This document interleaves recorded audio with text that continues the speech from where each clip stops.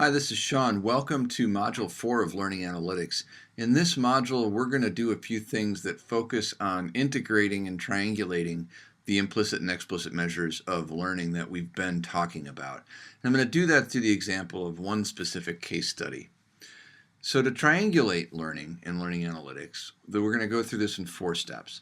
First, we're going to look at a case where I analyzed the type of communication that was taking place, analyzed performance from a couple of different perspectives, looked at the structure of students in an online course in small groups, and structure means social structure, sort of like a social network analysis, some of the kinds of things that you've read about in the modules leading up to this one, and then to do a big triangulation and design effort to think about how do we present to students and teachers learning analytics that are useful to them and help them navigate courses that they're in.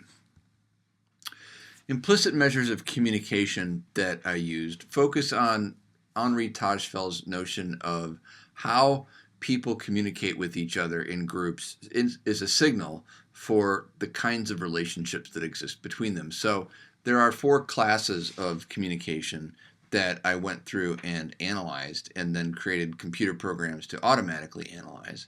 And these are inter-individual, which are communication between 2 people in a context. Online, this is a discussion board. The common example in the physical world is pulling someone aside at a party. So this is where there is a larger group context, but a couple of people go off to the side and have a private conversation that excludes others. Interpersonal is like if you and I were to just talk in the hallway.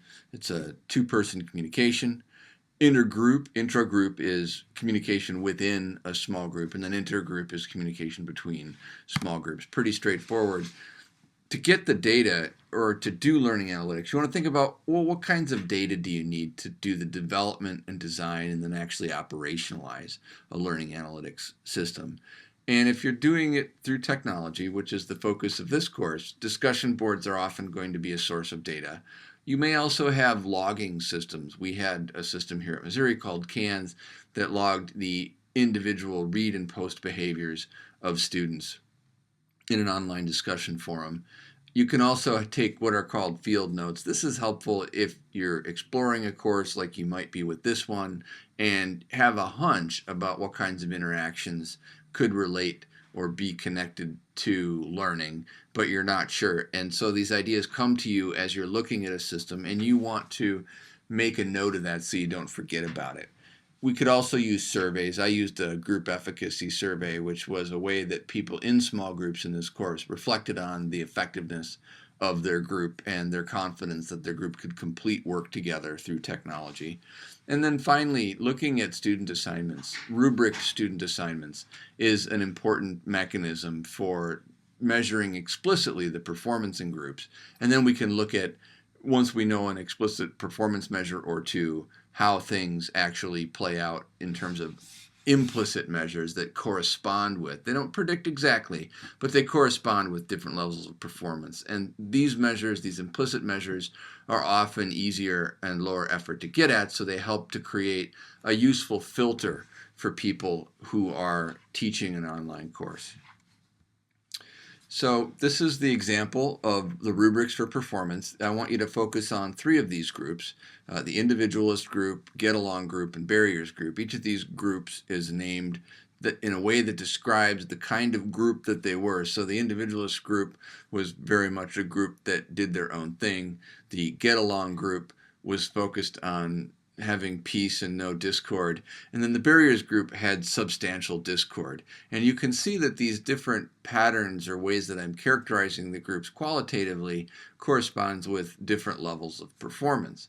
Again, it's not predictive, but it gives us a little bit of something to go on that could help to build a learning analytic report of some kind or analysis that helps teachers to see what groups perhaps need more attention than other groups.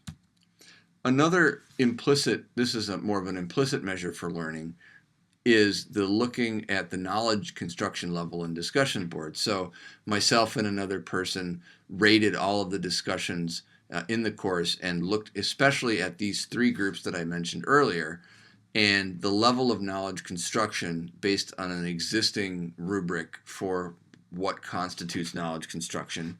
And from that, we build a training set of data that can be used to look at other courses and do so in a more automated way.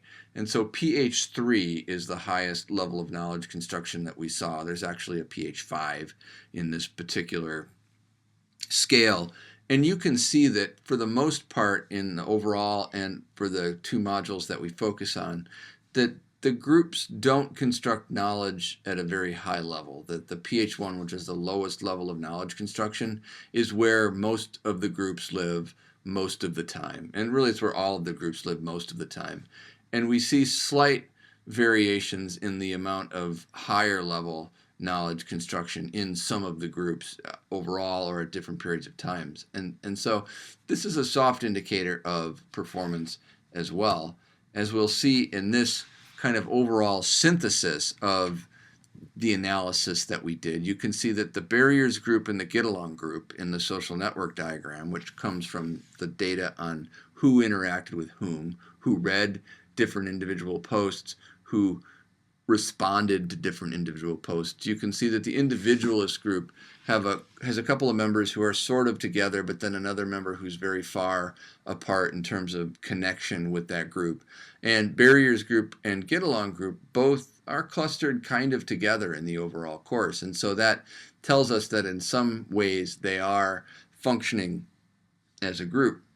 And you can see that barriers group, which if you recall had a higher performance on the rubric and the knowledge construction measures, actually has a pretty high performance on or a high level of what is called degree centrality. That means that they are active in the course to a greater extent than students in other groups. And that's an interesting indicator. It basically suggests that the amount of time and effort that a person spends working in an online course corresponds in some not direct or provable way, but as an indicator or a hint that there's a higher probability that students who participate and are engaged a lot learn more. It's intuitive, but here we have hard data that suggests that this is actually what goes on in this particular course. And you can see that the individualist and get-along groups have lower levels of degree centrality, although get-along does have a high level of out-degree, meaning that they're communicating outward with people in other groups.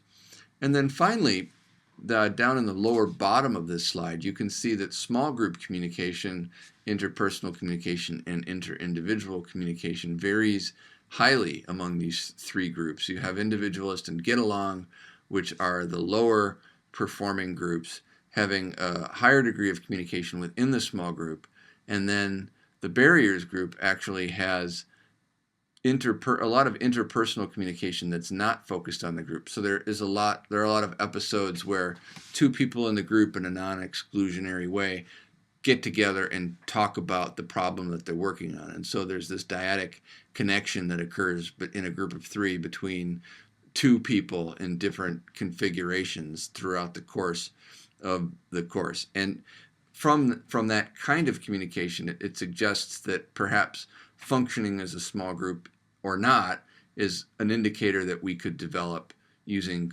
linguistic processing strategies so that we would know possibly which groups are performing at a higher level. And all of this leads to an overview or a way of thinking about learning analytics or potential measures, things that could go into an understanding of how to develop a learning analytic tool. And these are things that you might want to think about as you think about the design of your tool. So the structured activities in this module are very much focused on what would it look like if I built a learning analytic tool and it was useful to the rest of the people in the course and the teacher. This lecture is focused as much on that as it is on thinking about, well, where would this data come from and what would be the useful inputs? So these two, the activity that you're going to do in this lecture together, kind of start to, I'm hoping, give you a clear picture of how I might develop learning analytics, how you might develop learning analytics in an online or technologically mediated case. These slides will be posted online, so I won't read this to you, but you can see that I've characterized the things that you might want to pay attention to as group composition, the traits or the social traits associated with a different group, the technical traits, what kinds of tools and things people use, and then the network or structural properties. So this gives you kind of a checklist to begin working from. I hope you enjoyed this introduction to Module 4. I'll see you online.